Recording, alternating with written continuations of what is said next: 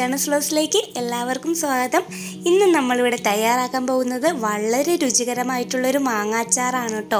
മാങ്ങയൊക്കെ കിട്ടുമ്പോൾ എന്തായാലും നിങ്ങളിതൊന്ന് ട്രൈ ചെയ്ത് നോക്കണേ.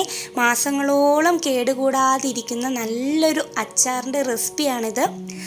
അങ്ങനെ നമ്മൾ മാങ്ങയൊക്കെ ഒന്ന് നന്നായിട്ട് കഴുകി ചെറിയ ചെറിയ പീസസ് ആയിട്ട് നുറുക്കി വെക്കുന്നുണ്ട്. ഇത് നല്ല നാടൻ മൂവാണ്ടൻ മാങ്ങയാണ് കേട്ടോ. നല്ല പുളിയും ഒക്കെയുള്ളൊരു മാങ്ങയാണ്. അങ്ങനെ മാങ്ങയൊക്കെ ചെറിയ ചെറിയ പീസസ് ആയിട്ട് നുറുക്കി ഒരു പാത്രത്തിലേക്ക് ഇട്ട് കൊടുത്തു. ഈ പാത്രത്തിലാണ് കേട്ടോ നമ്മൾ അച്ചാർ സെറ്റ് ചെയ്യുന്നത്.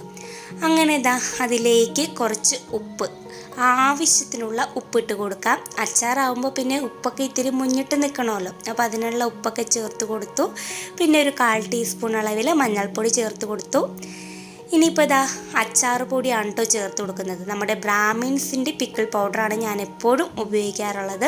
അച്ചാറിനൊക്കെ നല്ലൊരു ടേസ്റ്റ് കിട്ടുന്നൊരു പൗഡറാണ് കേട്ടോ അച്ചാർ പൗഡർ. നല്ല ടേസ്റ്റാണ്. നിങ്ങൾ എന്തായാലും ഒന്ന് ട്രൈ ചെയ്ത് നോക്കണം.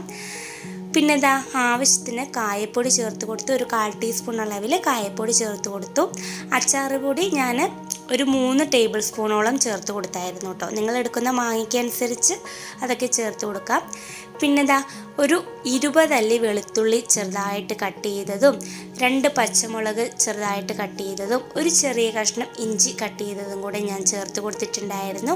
ഇതെല്ലാം കൂടെ നന്നായിട്ട് കൈകൊണ്ട് തിരുമ്മി യോജിപ്പിച്ച് ഒരു മൂടി കൊണ്ട് അടച്ച് വെച്ച് ഒരു 3-4 ദിവസം ഇങ്ങനെ വെക്കണം കേട്ടോ. 3-4 ദിവസം കഴിയുമ്പോൾ അതിൽ നിന്ന് വെള്ളമൊക്കെ ഇറങ്ങി ശരിക്കും ഉപ്പിലിട്ട മാങ്ങയുടെ ടേസ്റ്റായിട്ട് വരും കേട്ടോ.